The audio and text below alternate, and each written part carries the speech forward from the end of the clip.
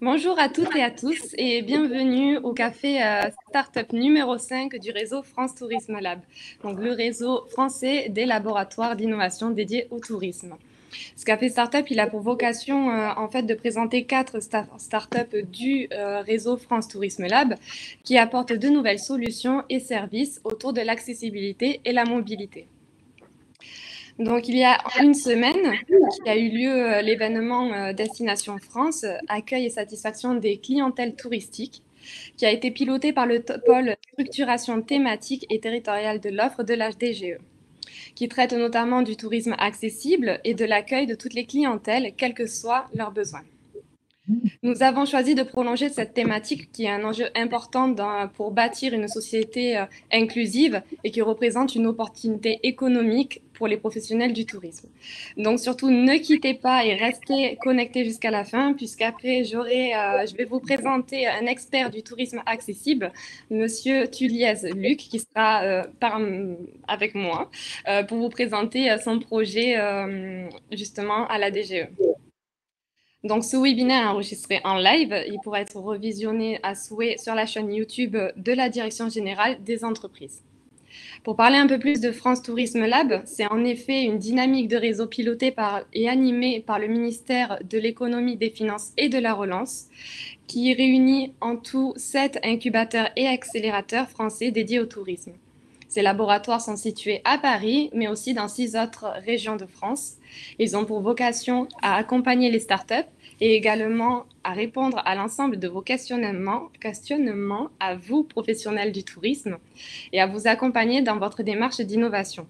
Donc surtout, n'hésitez pas à prendre contact avec eux et vous pouvez retrouver toutes les informations justement sur notre réseau et sur le site entreprise.gouv qui est le portail d'information de la DGE, et je vais vous envoyer le lien juste après dans le chat.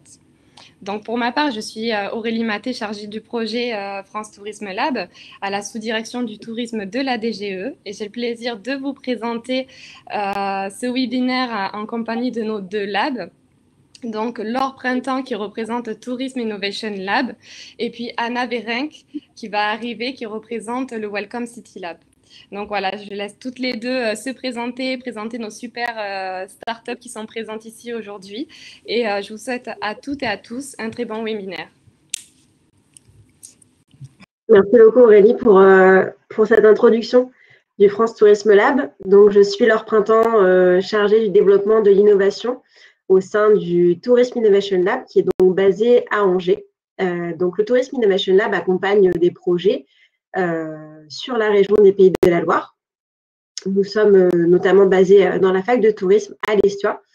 Nous accompagnons en fait sur plusieurs volets. Donc, le premier étant la formation, puisque nous avons ouvert un diplôme avec l'Estua qui s'appelle Entreprendre et innover dans le tourisme, qui dure sur 5 mois et qui permet de perfectionner les acteurs du tourisme qui souhaitent justement porter un projet.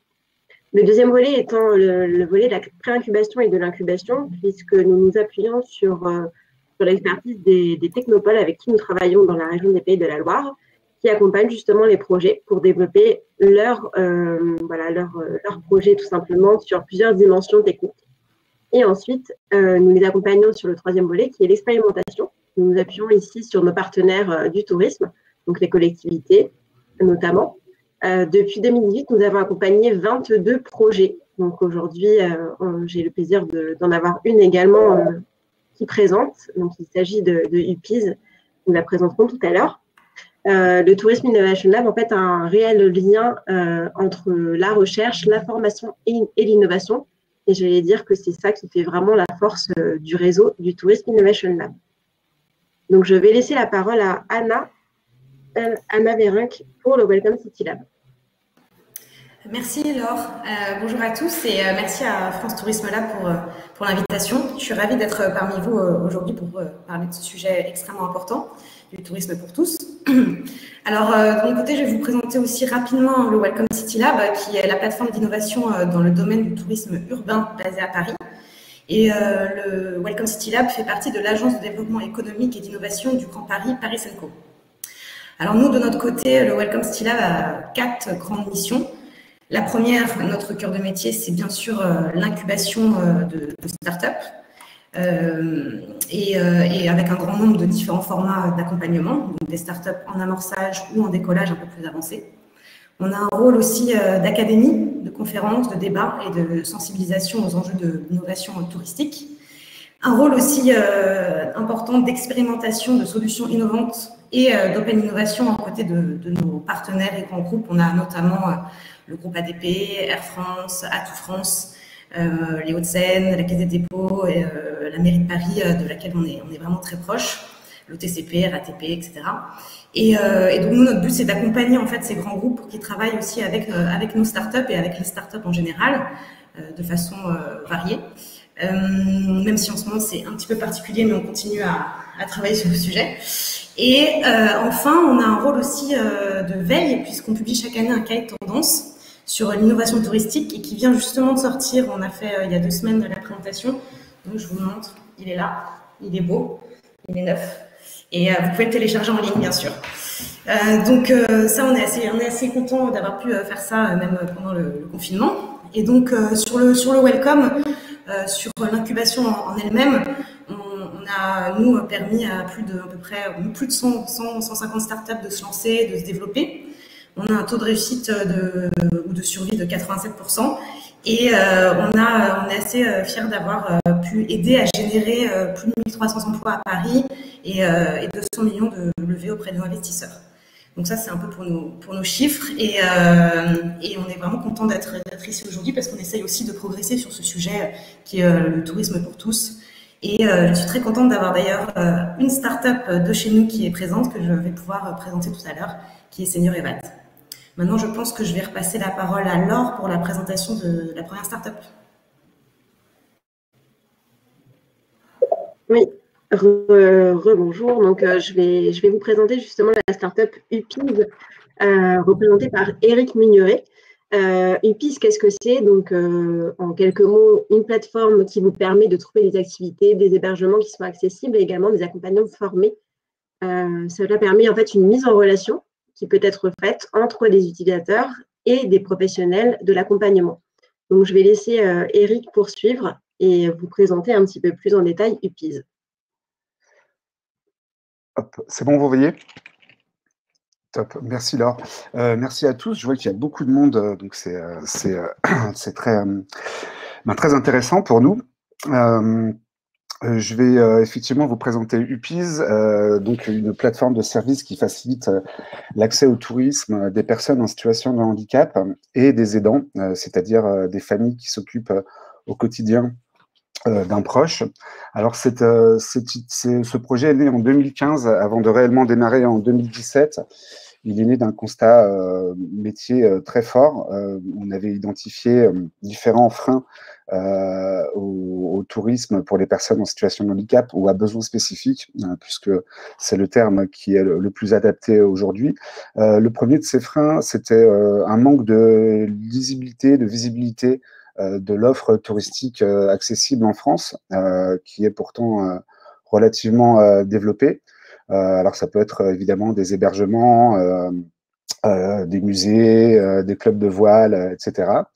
Le deuxième frein qu'on avait identifié, c'était la question de l'accompagnant, donc à la fois pour les personnes à besoins spécifiques qui ne pourraient pas séjourner en autonomie, mais aussi pour les familles, notamment dans tout ce qui est droit au répit. Et enfin, un troisième frein qui était tout ce qui concernait la solvabilité des projets. C'est ce qu'on a beaucoup constaté sur la plateforme. Il existe beaucoup d'aides. En revanche, elles sont très peu déclenchées, puisque en réalité, les personnes ont du mal à remplir les dossiers. Donc, c'est aussi un service qu'on propose. Donc, l'idée du PIS, c'est de référencer tous les hébergements accessibles, toutes les activités adaptées, et de permettre la mise en relation gratuite avec des accompagnants qui ne sont pas des bénévoles. Ce sont des professionnels, soit du médico-social, des métiers du sport ou de l'animation, qui auraient développé des compétences particulières. Donc, vraiment, c'est de permettre la planification de son voyage de A à Z, c'est très important. Les touristes à besoins spécifiques et plus généralement les personnes en situation de handicap ont du mal à organiser les séjours, c'est extrêmement chronophage. Moi, il s'avère que je suis sur plein de groupes Facebook et voilà, qui traitent de ce sujet. Et il y a beaucoup de demandes. Connaissez-vous un gîte ou un hôtel à côté de telle ville, etc. Donc, on en est malheureusement encore là. Vraiment, c'est très important de donner de la visibilité à toute l'offre touristique accessible en France. Ensuite, construire une communauté, ça aussi, c'est important. L'idée du PIS, c'est de valider par l'expérience des gens eux-mêmes dans les lieux pour permettre voilà, de dire oui, moi j'étais en fauteuil roulant, effectivement, dans le gîte ou dans un camping, il y avait une piscine avec un système de mise à l'eau. Qui m'a permis de profiter pleinement de mon séjour. Et enfin, on a un autre aspect, mais qui vous intéresse peut-être un peu moins, c'est on a un programme de formation à destination des métiers du médico-social, du sport ou de l'animation, qui permet vraiment de former les professionnels à l'industrie du loisir, c'est-à-dire qu'on va les emmener dans un club équestre, dans un club de karting ou dans un club de voile. Elles vont apprendre à par exemple, faire des transferts sur un bateau, voilà. Alors, je donne juste un exemple parce que c'est important de dire qui on est aussi. Donc, on est une entreprise de l'économie sociale et solidaire, c'est très important pour nous. Donc, on est une entreprise à impact. Quelques exemples de demandes qu'on a reçues sur la plateforme. Alors, Mickaël, il vivait dans un établissement spécialisé dans les Landes et il souhaitait se rendre à un festival à Albi qui s'appelle, alors je sais plus, c'était un festival de métal, mais qui avait déployé quelques services qui permettaient de profiter des concerts. Mais il avait besoin d'un accompagnant. Donc, il a trouvé sur la plateforme un accompagnant qui a pu permettre de réaliser le séjour. On a beaucoup de demandes également sur tout ce qui est répit. Voilà, c'est une demande très forte de la part des aidants actuellement.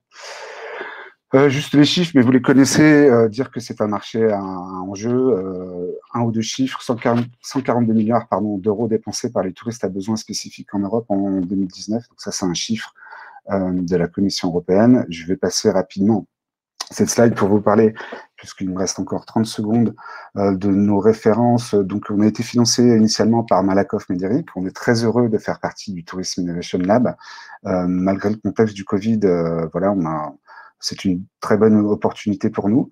Vous parlez de nos premiers clients qui ne sont pas encore les offices de tourisme, mais on compte bien s'adresser à eux prochainement. Nos premiers clients sont les comités d'entreprise des grandes entreprises type Orange et Nature Découverte.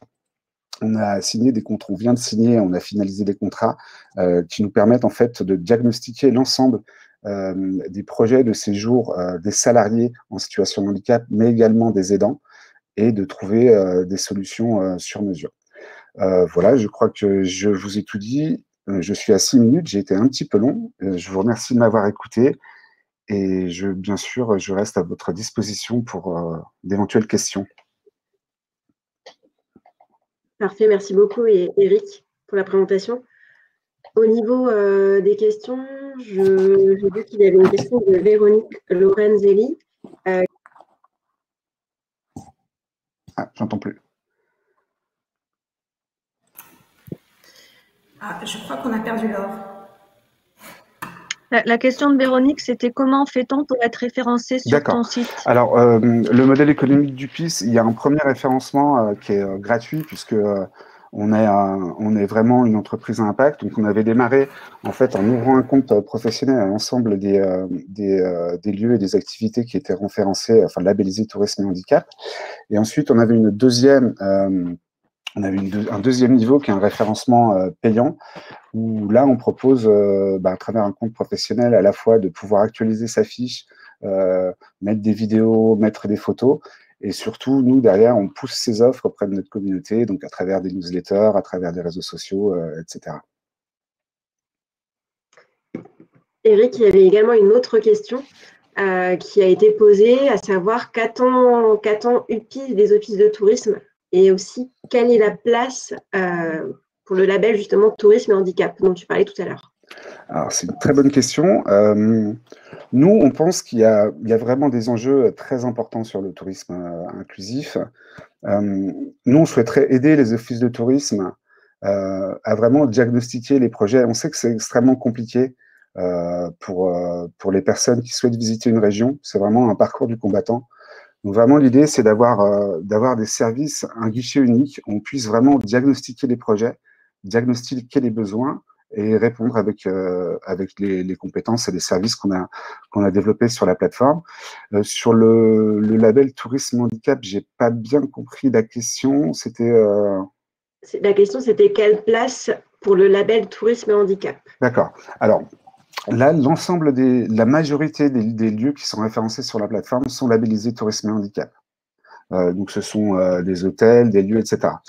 On y a ajouté, en fait, je vous donne un exemple, par exemple, une école de ski qui aurait déployé des services, c'est-à-dire du handi-ski, etc., des remontées mécaniques qui permettent, enfin voilà, c'est assez technique, mais ça existe et il y en a beaucoup.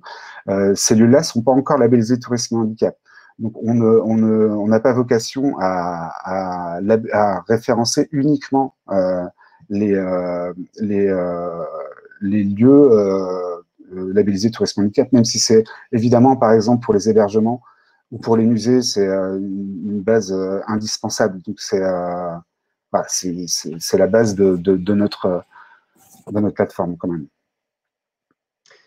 Il y avait également toujours Véronique Brison qui demandait, vous parlez de diagnostiquer le projet, vous parlez du besoin du client.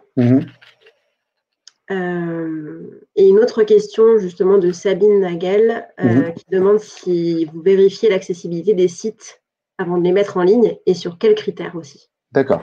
Alors, sur la première question, l'idée est la suivante. Je vais donner un exemple concret.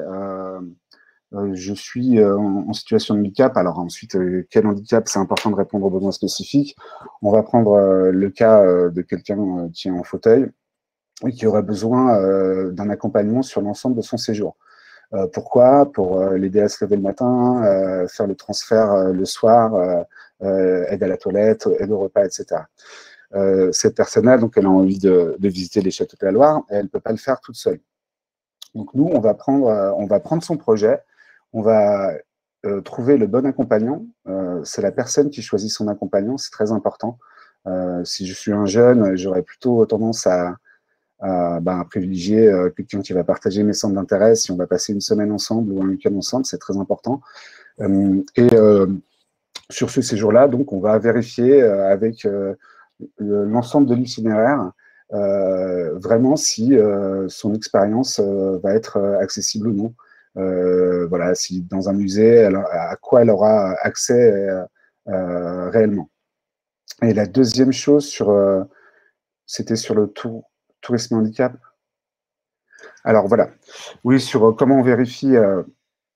Alors pour nous, la base la plus saine entre guillemets, c'est la base la labellisation tourisme handicap. Donc ça nous assure que voilà, vous connaissez le cahier des charges, etc. Donc ça nous assure une accessibilité maximale. Ensuite, sur les autres aspects, on pourra valider d'autres lieux, par exemple, quand je vous parle d'une école de ski ou d'autres lieux, à condition qu'il y ait déjà eu soit vraiment une expertise faite de notre part en disant oui, là, ils ont vraiment développé des services qui permettent de vivre une expérience lambda, entre guillemets. Et l'autre aspect, c'est que la communauté va elle-même, en fait, valider et checker l'accessibilité en racontant leur expérience, etc. Ok, merci beaucoup Eric. On arrive à la fin des questions. Ok. Donc, n'hésitez pas à regarder l'onglet questions pour échanger aussi. Anna, je te laisse la parole pour la suite. La deuxième question. Merci Laure. Et on va passer à la suite avec une agence de voyage et de loisirs groupée entre les plus de 50 ans. Alexandre Israël, ici présent, va vous présenter Senior Evad et Sama Groupies. Alexandre, je te laisse présenter, partager ta présentation et y aller, tu as 5 minutes. Bonjour, merci Anna. C'est partagé, tout le monde la voit bien? Vous la voyez en grand? Ouais, voilà, parfait, nickel. Donc merci Anna. Effectivement, moi je suis Alexandre Israël. J'ai fondé Senior Evad, qui est donc incubé au Welcome City Lab pour encore une année. Ça fait depuis 1 an. Senior Evad, dans les en termes généraux, c'est une agence de voyage et de loisirs spécialisée pour les plus de 50 ans. Ensuite, on a sous-segmenté ce marché en s'adressant à des seniors actifs, donc les plus de 50 ans, des seniors complètement autonomes qui souhaitent voyager, et d'autre part à des seniors un peu plus âgés qui sont en EHPAD et qui sont donc à mobilité réduite. Le projet, en fait, c'est de s'adresser donc aux seniors, aux plus de 50 ans, qui sont 25 millions en France, qui ont deux problématiques principales. Soit ils sont actifs, complètement autonomes, mais souvent font face à une rupture du lien social à partir d'un certain âge, et cette rupture du lien social va jouer un rôle sur le fait que les seniors vont de moins en moins donc voyager, ou moins participer à des loisirs, puisque se sentent seuls. L'autre problématique s'adresse aux personnes qui sont cette fois-ci en EHPAD. La problématique de ces personnes-là, c'est qu'ils souhaitent faire des loisirs, mais que très souvent les loisirs sont faits en intérieur, car il est compliqué pour les EHPAD de gérer cela sur des activités régulières en extérieur. On a donc créé une première marque qui s'appelle Groupies, qui s'adresse aux seniors actifs, et l'autre marque s'appelle Loisirs d'âge, qui s'adresse aux seniors dépendants ou en quasi état de dépendance. Le nombre de voyageurs de plus de 50 ans chaque année est estimé à plus de 15 millions et on estime à 9 millions de personnes qui sont seniors solo en France. On appelle ça solo plutôt que célibataire puisque ça peut regrouper différents statuts social et marital. On a donc créé une plateforme qui s'appelle Groupies et qui va répondre à deux problématiques. La première, c'est proposer des offres de voyage groupées entre plus de 50 ans, donc permettre de voyager avec des gens du même âge, avec les mêmes centres d'intérêt et donc de ne pas partir seul. Et on a créé aussi une plateforme qui permet aux gens de rentrer en communication, de faire connaissance, je vois des questions qui apparaissent, je ne sais pas.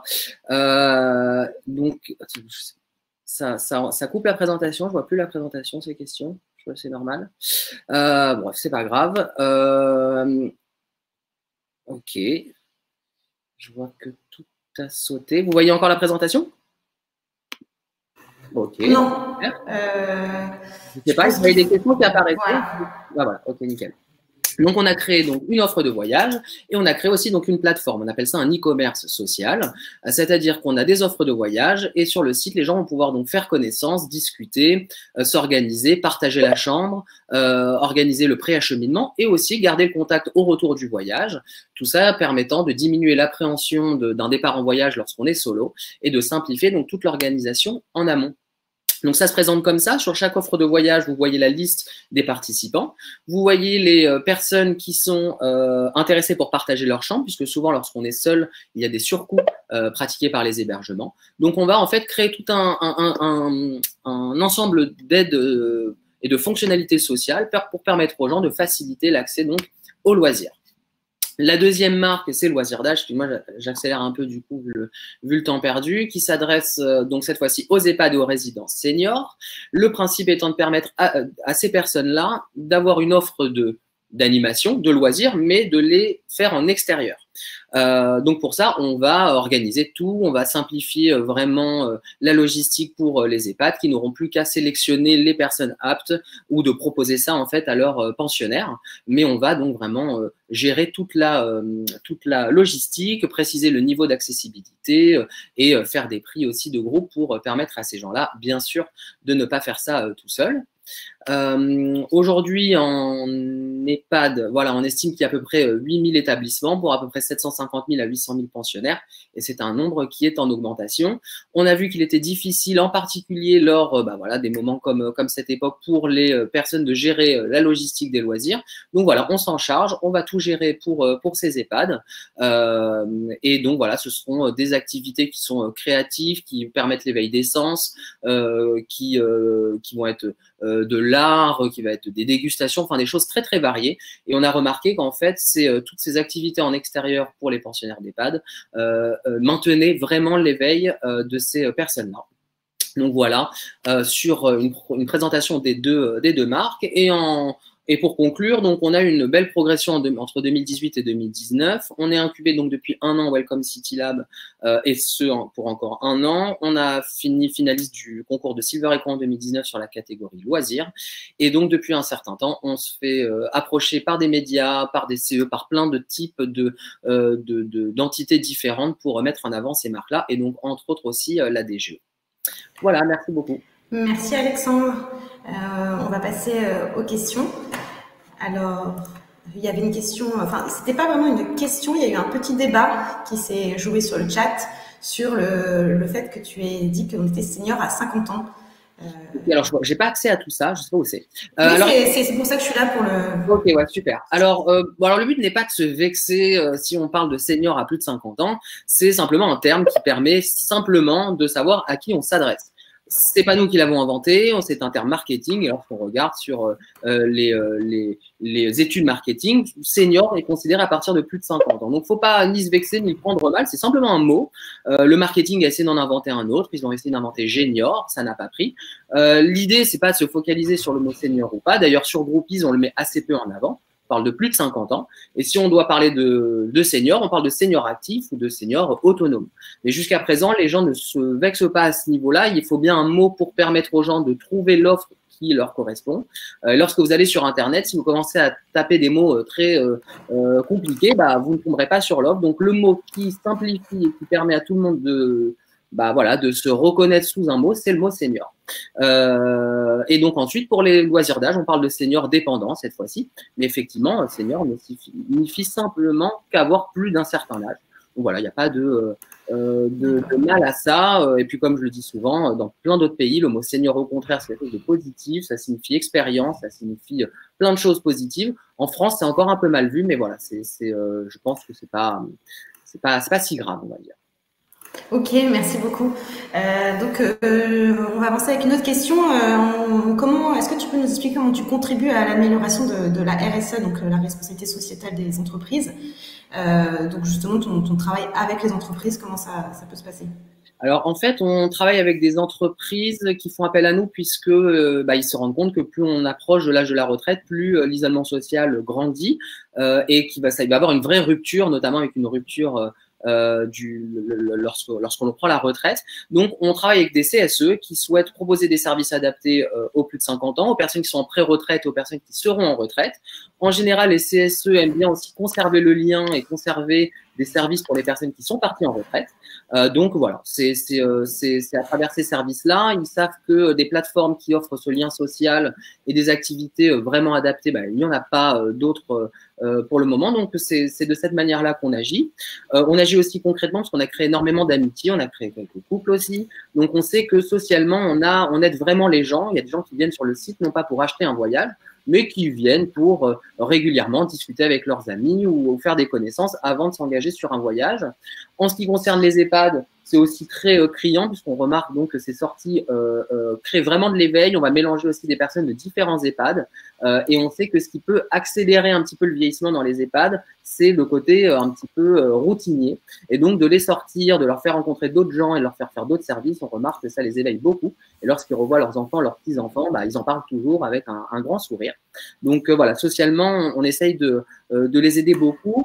Sur les seniors actifs, justement, ça permettra de rebondir sur la remarque d'avant. Il n'y a absolument pas de voyages qui sont de petits vieux. C'est des voyages très actifs. Ils peuvent partir 3 semaines en Mongolie, 1 mois au Brésil. Enfin, on est sur des voyages très, très actifs. On fait de la randonnée, des sports, etc.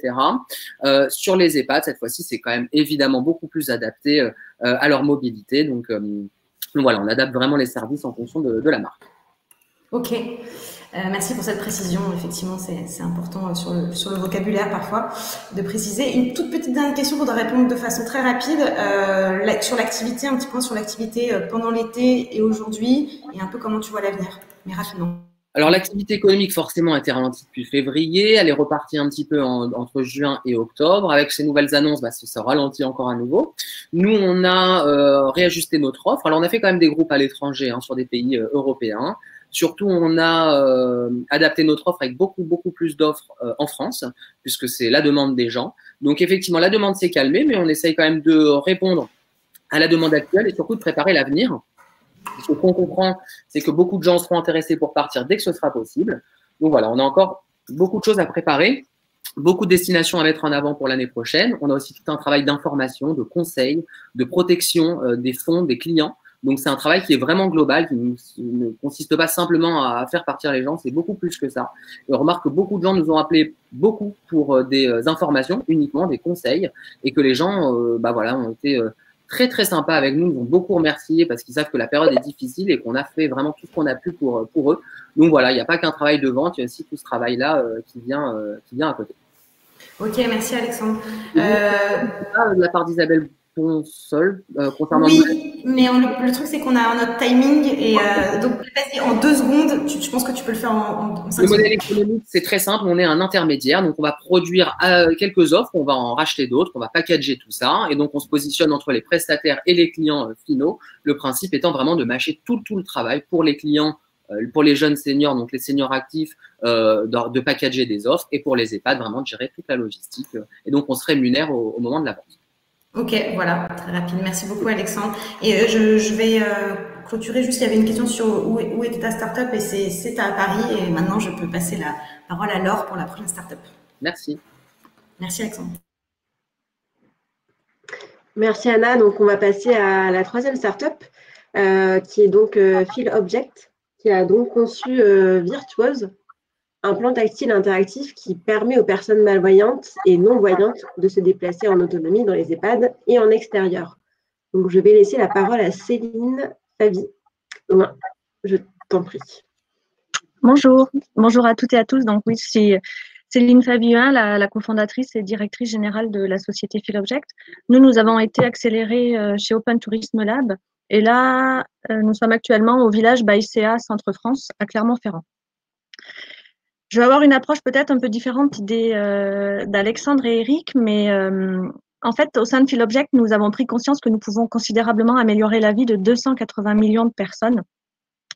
Et du coup, Laure, tu en as parlé, mais on va comprendre un peu plus en détail. Je vais demander à chacun d'entre vous de fermer les yeux. Et tout en gardant les yeux fermés, j'aimerais que vous vous imaginiez retourner à l'entrée de votre bâtiment. Cette scène, en fait, c'est ce que vivent au quotidien 280 millions de personnes malvoyantes et non-voyantes lorsqu'elles souhaitent se déplacer dans un environnement qu'elles ne connaissent pas. Quelques chiffres sur la déficience visuelle. Donc aujourd'hui en France, c'est 1,7 million, 75 millions en Europe, 280 millions dans le monde.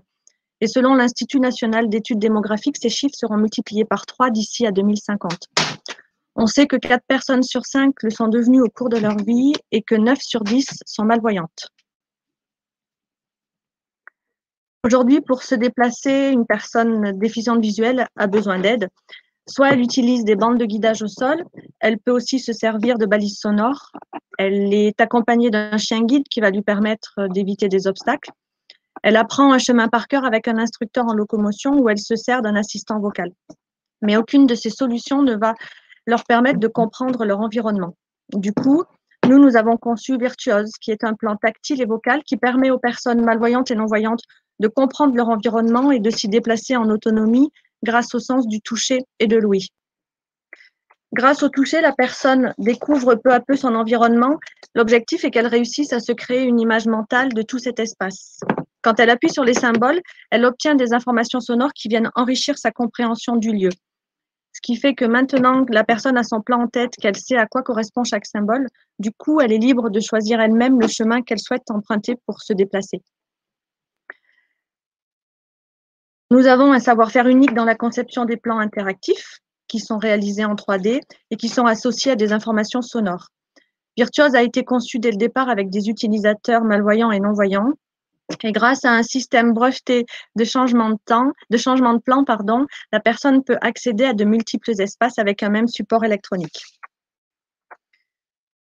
Nous proposons 2 versions de Virtuose que nous mettons à disposition des établissements qui reçoivent du public et des entreprises qui, eux, le mettent à disposition de leurs utilisateurs déficients visuels. Donc, Virtuose Mini, qui est portable, qui permet d'accéder à plusieurs espaces avec un même support électronique, et Virtuose Grand Format, qui permet d'avoir plutôt une vision macro d'un ensemble et d'un espace beaucoup plus grand. Et du coup, ces 2 versions sont complémentaires. Ici, je vous ai mis 3 exemples d'applications dans le secteur du tourisme. Donc, pour les hôtels, nous avons par exemple une offre particulière qui permet avec Virtuose Mini de venir faire un zoom sur une chambre en indiquant l'emplacement des prises électriques, des interrupteurs par exemple. Et ça va être l'information sonore qui va dire qu'il s'agit d'une prise électrique à 30 cm du sol. Pour les musées, nous travaillons sur l'expérience utilisateur avec une compréhension globale de l'environnement. Et on peut aussi, par exemple, décrire succinctement une œuvre, même si ce n'est pas notre métier. Après, Virtuose a été intégré dans la gare TGV de Nîmes-Pont-du-Gard sur l'espace touristique de Nîmes Métropole.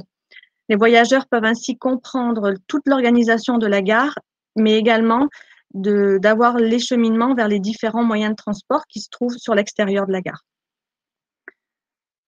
Pourquoi nos clients ont-ils adopté Virtuose? Parce que Virtuose s'adapte à tout type de bâtiment. Il permet l'accès à tous les espaces d'un lieu en autonomie, que ce soit sur des lieux intérieurs ou extérieurs, sur une vision mini ou sur, au contraire, une vision globale, je vais y arriver. Virtuose ne nécessite l'installation d'aucune infrastructure. Il est entièrement personnalisable et adapté à chaque configuration du bâtiment. Il est simple d'utilisation et multilingue.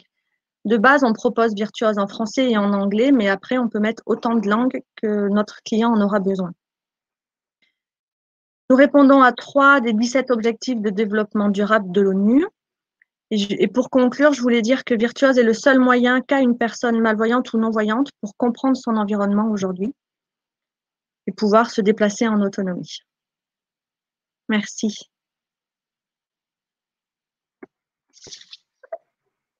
Merci beaucoup Céline pour la présentation. Alors, donc au niveau des questions, comment ça s'est passé en fait la période de confinement? Ça vous a permis d'avancer sur certains projets, j'imagine. Est-ce que tu peux nous expliquer un petit peu ce passage? Alors, la période de confinement a été assez compliquée pour nous parce que comme c'est un produit qui est physique, on a vraiment besoin de rencontrer les gens pour qu'ils puissent le toucher, le tester. Par contre, avant cette période, on avait quand même déjà commencé à travailler sur des rendez-vous à distance pour faciliter aussi ces échanges-là. Et la période du Covid, en fait, nous a montré qu'il était encore plus compliqué de vendre des produits qui sont vraiment physiques. Mais par contre, nous, ça nous a permis aussi de prendre beaucoup de recul par rapport à ça et d'avoir une autre approche par rapport au premier contact qu'on a avec nos clients, en fait. Ok, très bien, merci Céline. Une autre question, tout à l'heure tu as évoqué, tu n'as pas forcément parlé du coût, à combien ça revient finalement si on achète le produit, etc. Alors, Virtuose grand format, il est à 5 000 € hors taxe sur la partie intérieure. On propose en option un contrat de maintenance qui est à 50 € par mois sur 2 ans. Pour Virtuose Mini, le prix se décompose en 3 parties.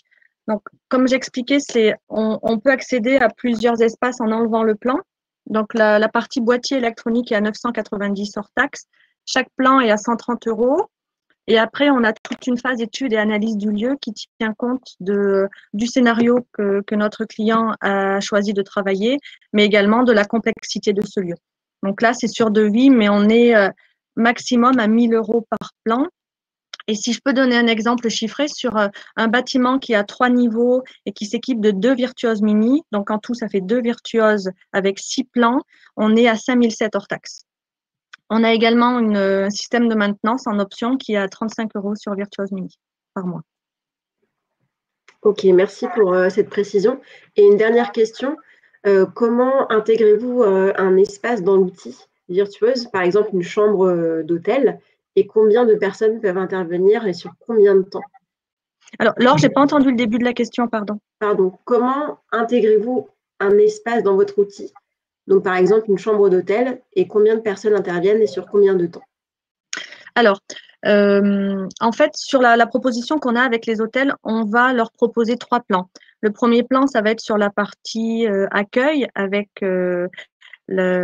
souvent, on a l'espace du petit déjeuner et accès escalier ascenseur. Donc, on fait un plan sur cette partie rez-de-chaussée. Après, on propose un plan sur un étage et on vient justement faire le zoom dans la chambre.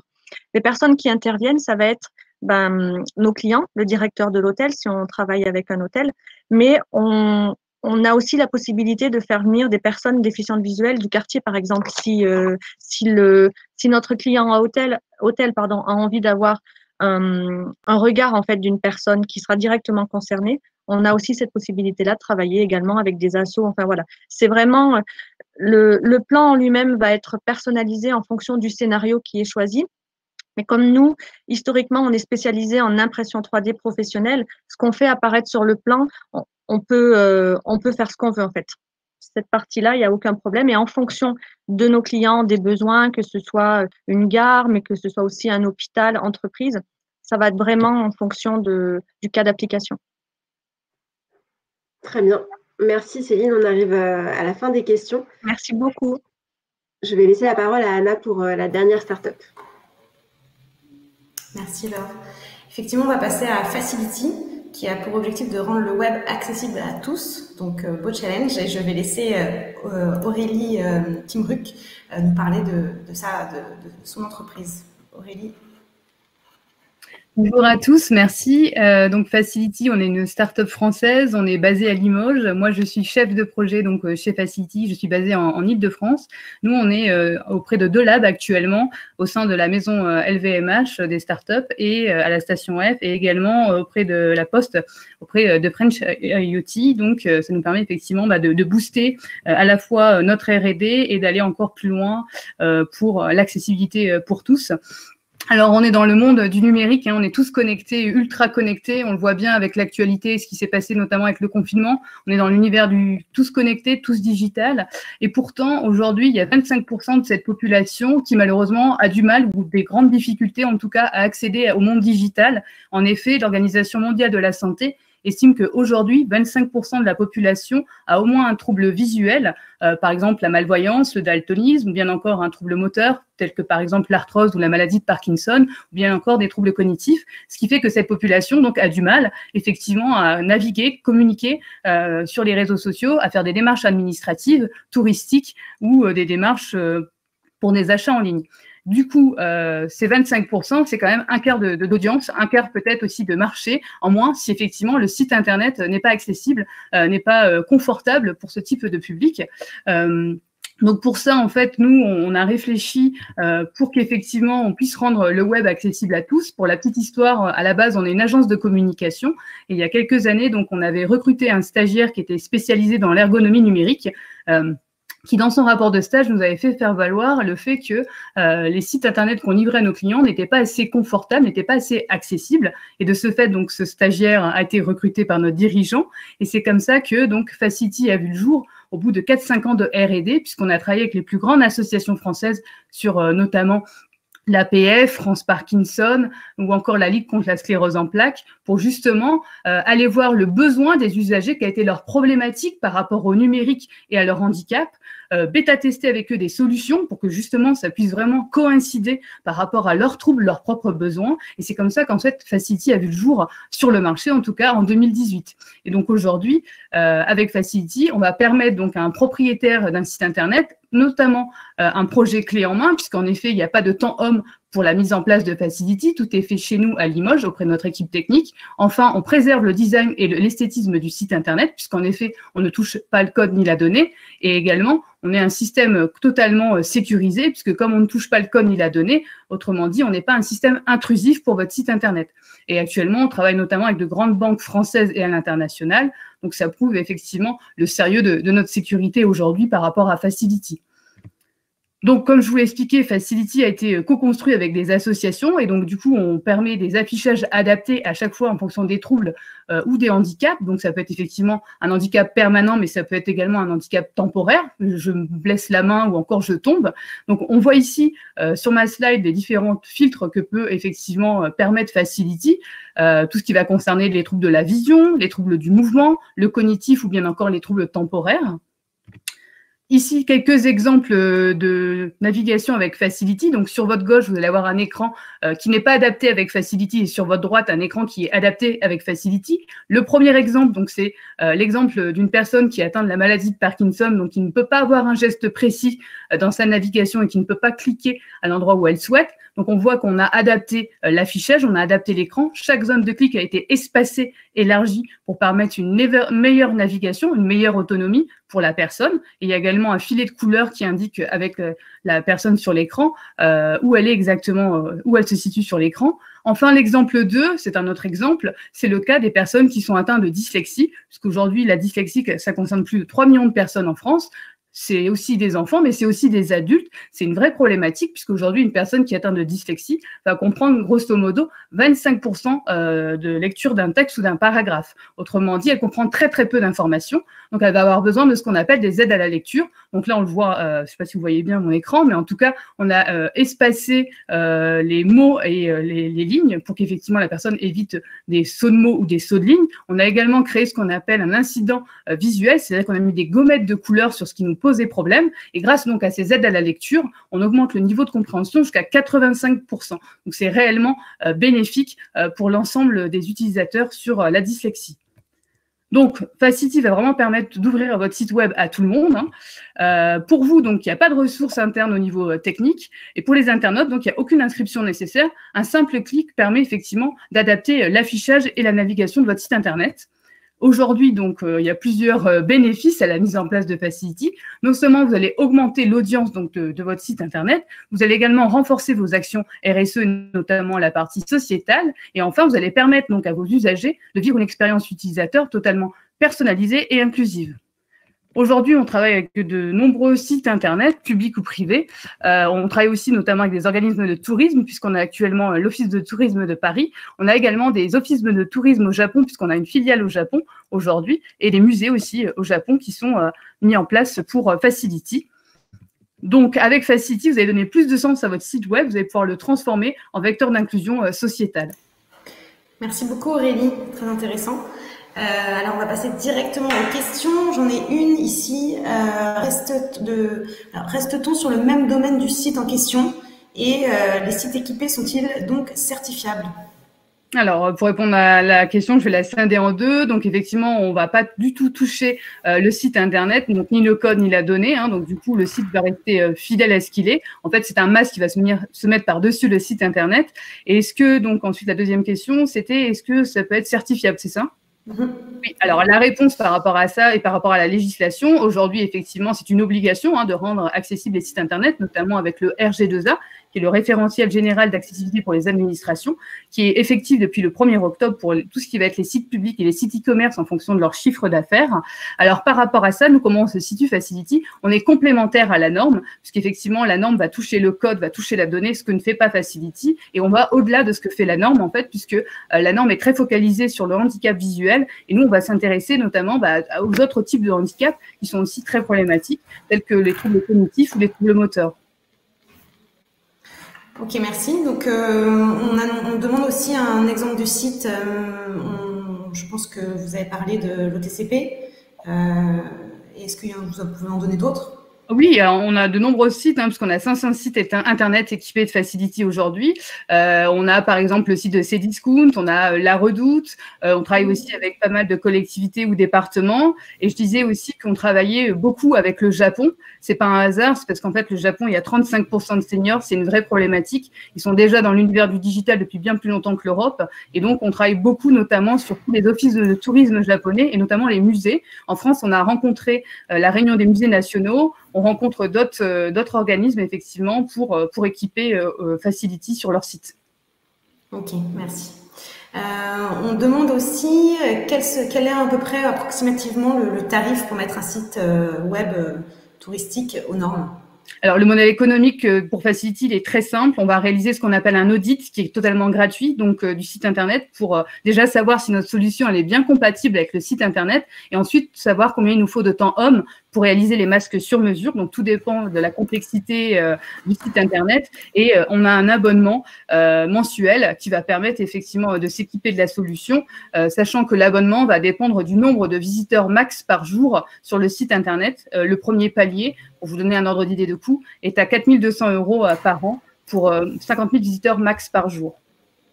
Ok, merci. En attendant d'autres questions sur le chat, j'en ai une sur justement comment s'est passée l'activité durant le confinement et après par rapport à cette crise. Oui, alors au début, on pensait justement, comme tout le monde et comme toute start-up, avoir une baisse d'activité. Et en fait, il s'est avéré qu'on a une accélération de l'activité, notamment des entreprises ou des sites Internet ou des sites intranet, c'est-à-dire des collaborateurs aussi, pour qu'effectivement, ils aient un meilleur confort dans leur espace de travail pour mieux travailler. Et les entreprises aussi qui se sont vraiment engagées au niveau sociétal, puisqu'ils se sont rendus compte que finalement, avec le confinement, il y avait des personnes qui ne pouvaient malheureusement pas accéder à leur site, donc une part de manque à gagner. Et donc, du coup, ils sont venus effectivement à notre rencontre pour équiper leur site et avoir effectivement plus d'ouverture au niveau de leur audience et de leurs internautes. Ok, ouais, super. Et justement, par rapport à vos projets, peut-être une dernière question avant de conclure. Vos projets en termes de R&D, est-ce que tout est réalisé? Vous avez encore des avancées sur lesquelles travailler? Alors, notre volonté, c'est vraiment d'être une boîte à outils d'accessibilité vraiment pour tous. C'est ce que j'expliquais dans mon déroulé, dans ma présentation. C'est-à-dire que, bien évidemment, il y a tout ce qui va concerner les handicaps permanents, temporaires. Et en R&D, on est en train de réfléchir sur notamment tout ce qui va être la maladie d'Alzheimer et les troubles de l'autisme, qui sont deux problématiques pour l'univers du numérique. Et donc, on est en train de voir comment, technologiquement parlant, on peut améliorer le confort de ces personnes pour naviguer sur Internet. Il n'y a pas de solution aujourd'hui pour aider ces personnes justement actuellement? À ce jour, non. On prend l'exemple de la maladie d'Alzheimer, une personne qui va faire par exemple son dossier pour partir en voyage, parfois ça prend du temps puisqu'il faut effectivement des pièces justificatives, et il s'avère que si effectivement elle se rend compte que malheureusement elle ne se souvient plus pourquoi elle était sur le site, tout le temps passé qu'elle a effectué pour réaliser son dossier est perdu. Donc là on est en train de voir comment on peut améliorer cet aspect pour ce type de problématique. Ok, très bien, beaucoup de choses à faire encore alors. Merci beaucoup Aurélie, et je pense que je vais repasser la parole à Aurélie de France Tourisme Lab, il me semble, pour la conclusion.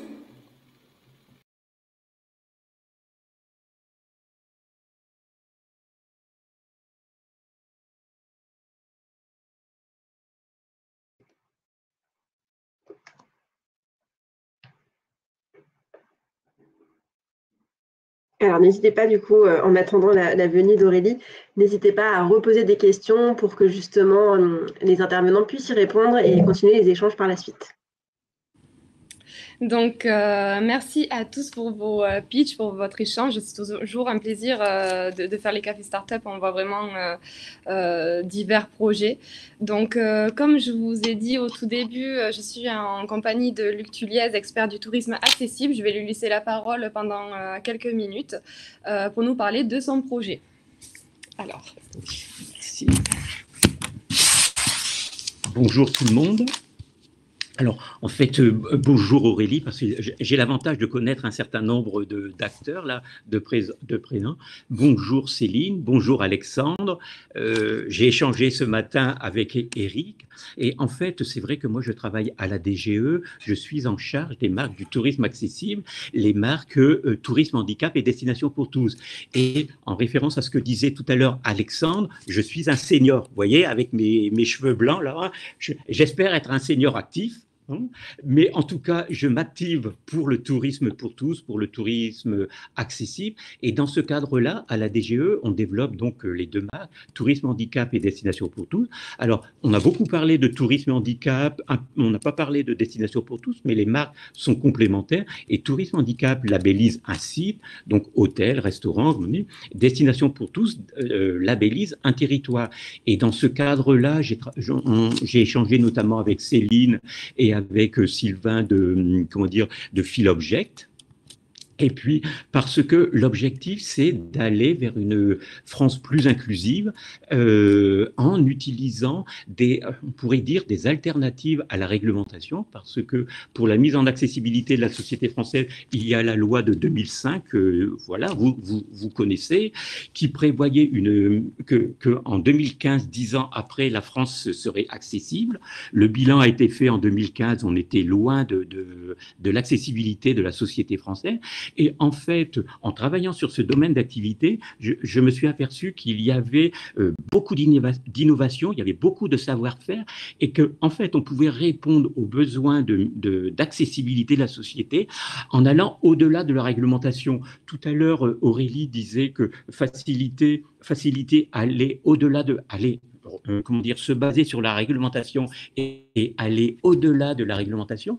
Et en fait, cette réponse, la réponse des startups, la réponse que vous pouvez proposer, c'est aussi quelque chose qui va au-delà ce sont des bonnes pratiques, ce sont de l'innovation. Et pour le coup, nous, DGE, au sein du ministère de l'économie, des finances et de la relance, il y a aussi le volet innovation. Donc, ce volet-là nous intéresse beaucoup. Et pour nous, c'est un élément, comment dire, fondamental de la mise en accessibilité de la société française, parce qu'on voit que la réglementation est arrivée un peu au bout de la logique. On peut obliger à ceci, obliger à cela. On a parlé de la crise. Et là, avec la crise, un certain nombre d'hôtels, de restaurants sont en difficulté et demandent quelque chose qui n'est pas acceptable, mais on peut comprendre la demande, c'est-à-dire un assouplissement des règles, d'un certain nombre de règles, de contraintes réglementaires sur la sécurité, sur ceci, sur cela, et qui pourrait aller jusqu'à l'accessibilité. Et avec vos réponses, vous représentez une gamme de startups qui sont très différentes les unes des autres. Ça permet d'aller vers cette accessibilité et ça permet d'aller vers une France plus inclusive. Est-ce que tu pourrais mettre la deuxième? Alors, voilà, je vais parler après un peu plus de Destination pour tous. Alors, un certain nombre d'entre vous connaissent Destination pour tous parce que je leur ai présenté. Et si vous voulez, pourquoi c'est l'illustration de Destination pour tous. Donc, vous voyez la chaîne de personnages. On voit des personnes en situation de handicap, mais pas que. Il y a des personnes à mobilité réduite, des parents avec une poussette, des touristes étrangers ne maîtrisant pas la langue. C'est ce personnage-là, des poussettes, des personnes en surcharge pondérale. Donc, on voit bien que la réponse apportée pour une société plus loin, c'est de répondre à ses besoins. Facility répond sur un certain angle, comment dire, Alexandre répond sur un certain angle, Philobject répond sur autre chose. En échangeant ce matin avec Upi, on voit aussi qu'il y a quelque chose qui peut se faire, et notamment dans le cadre d'un élément important pour nous, qui est l'accompagnement. Parce qu'on pense aux personnes à besoins spécifiques, mais il faut aussi penser aux personnes qui les accompagnent et qui ont aussi besoin d'un moment de répit, de pouvoir souffler. Et comment dire, tous ces éléments-là, et tous ces éléments-là contribuent à aller dans ce sens-là. Alors, je suis dans un temps très très limité et je suis plutôt bavard, donc je vais me recentrer sur ça. L'objectif aussi de ce café startup, c'est vous proposer un conventionnement, c'est-à-dire que la DGE propose aux startups, aux plateformes de conventionner, c'est-à-dire des conventions à titre gratuit, mais des conventions qui nous permet, nous, à la DGE, de se faire connaître, de mettre en avant ce que l'on présente, ce que l'on fait. Et ça permet aussi à vous, start-up, plateforme, d'entrer, de vous introduire dans notre écosystème. Notre écosystème était présenté tout à l'heure, est présent dans le chat. Je salue Véronique Brison, qui est intervenue tout à l'heure. Il y a eu d'autres intervenants. Et cet écosystème, c'est le monde du tourisme, donc c'est ADN Tourisme, avec comment dire, tous les acteurs du tourisme. C'est les associations de personnes en situation de handicap, hein, l'APF, une API et d'autres. Ce sont aussi les territoires, ce sont aussi les autres ministères. Et vous voyez, l'objectif, c'est vraiment d'avancer dans ce domaine. Et le rôle de la DGE en la matière, c'est un peu un rôle d'assemblier qui vous permet d'entrer dans cet écosystème dès lors que vous apportez quelque chose. Ensuite, dès lors que vous êtes dans cet cet écosystème, vous entrez en contact avec nos interlocuteurs, vous matchez sur vos projets, voilà, hein, on vous souhaite de matcher sur vos projets ou pas, mais en tout cas, vous avez la main pour pouvoir avancer. Et ce que je vous propose, alors on a commencé à, je vois Alexandre qui est sur le point d'intervenir là. Oui, alors je vais poser une question, hein, mais là, c'était simplement, comment dire, la finalisation des conventions a pris un peu de retard. On va recommencer là en fin d'année le dispositif, donc on va reprendre votre attache pour avancer en la matière. Alors maintenant, voilà, moi, les questions que je pourrais vous poser, c'est, comment dire, voilà, maintenant, vous vous êtes présenté, vous avez présenté un certain nombre de pistes d'action. Et voilà, quels sont vos objectifs à moyen et à long terme, sachant qu'on est dans une situation très particulière. Et est-ce que dans cette situation-là, vous seriez, alors situation du Covid, de la difficulté des hôteliers, des restaurateurs, vous seriez en capacité d'apporter des réponses pragmatiques, voilà, parce que ce qu'on attend, c'est pas des réponses réglementaires, et vous n'êtes pas dans le réglementaire, mais c'est des réponses pragmatiques, des bonnes pratiques permettant d'avancer et de trouver des solutions. Étant précisé aussi que, voilà, là, je quitte le domaine des questions, mais je rebondis un petit peu sur le colloque que l'on a organisé vendredi dernier, et colloque qui devait se faire dans un format présentiel, format dans lequel on vous invitait, vous, start-up, dans le cadre d'un village start-up. Ça n'a pas pu se réaliser, mais là, avec ce café start-up, on avance en la matière. Et l'idée, c'est vraiment que dans ce domaine-là, vous nous accompagniez dans le domaine de la mise en accessibilité de la société française. Alors, j'arrête là parce que je crois que… Voilà, je vous laisse répondre, je vous donne la parole. Mais vous voyez, lorsqu'on me donne la parole, après, je la garde. Bon. À vous. Oui, alors voilà. Hein. En fait, mes questions, c'est par rapport au colloque, vous avez vu le problème pour les ERP de 5e catégorie, donc c'est des petits ERP qui ont besoin de développer leur activité et de développer leur activité avec ce que vous proposez, c'est-à-dire les besoins spécifiques. Est-ce que vous pourriez apporter des réponses ou voilà. Alors, je ne vous demande pas des réponses là immédiatement, mais travailler dans ce sens-là et puis ensuite, de manière générale, vos perspectives de développement à moyen terme. Et dans les perspectives aussi des Jeux olympiques et paralympiques de 2024.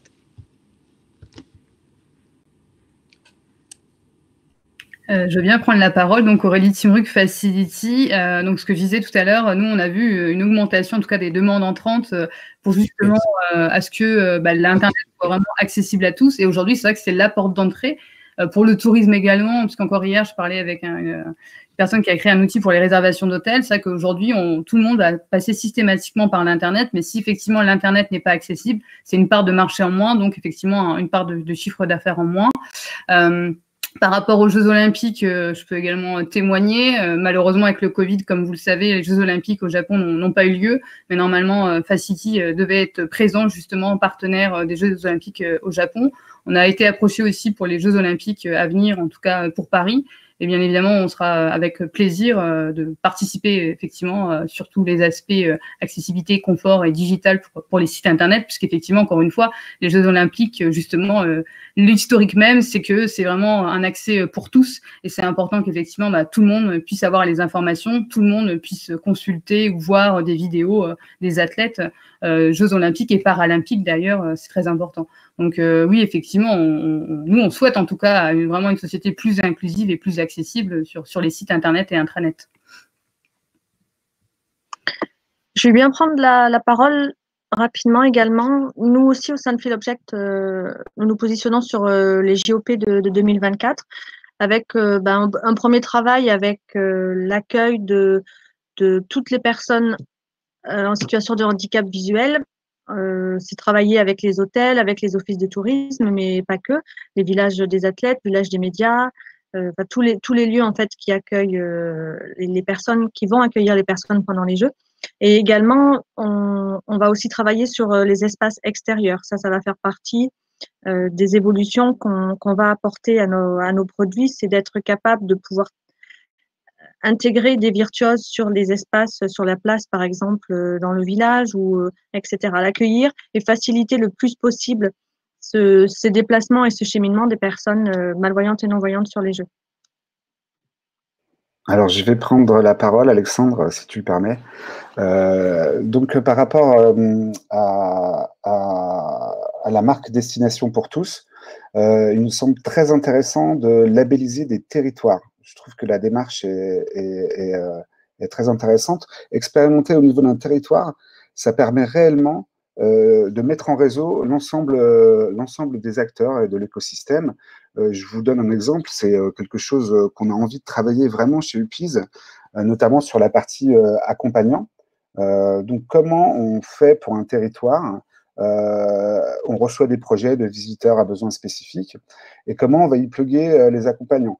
Et là, on peut mettre en réseau les écoles, de la formation, etc. Donc, je pense que vraiment, l'expérimentation au niveau du territoire, elle est hyper intéressante pour nous. Par rapport aux Jeux olympiques et paralympiques, évidemment, on suit la question de près. Ce qu'on pense chez UPIS, c'est qu'il y aura des touristes qui vont venir assister aux compétitions.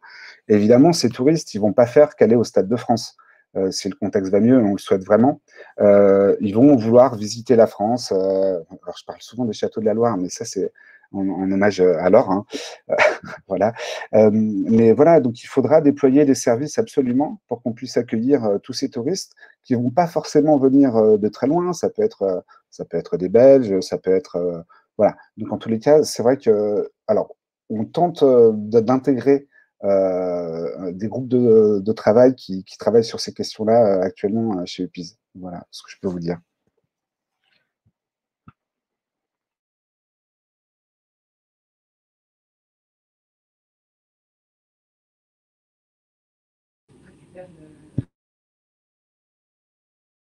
Oui, aussi. Je les remercie pour moi. Ben, voilà, Luc vous remercie. Oui, ben voilà, merci beaucoup pour ça et ces perspectives, et on va essayer de revenir très rapidement vers vous pour approfondir tout ça. Donc voilà, donc merci à toutes les startups, merci à Laure et Anna pour cette animation, merci à Anne-Marie Michaud et Aude Apio, donc la directrice et la chef de projet de France Tourisme Lab, et à Manon Foléa pour la gestion logistique. Donc nous, on se retrouve dans 1 mois et 1 semaine pour le prochain Café Startup. Donc sur le thème de l'amélioration de comment améliorer l'expérience utilisateur via le marketing et la data. Donc voilà, on espère vous avoir aussi nombreux qu'aujourd'hui, et je vous souhaite à toutes et à tous une très belle journée. Merci.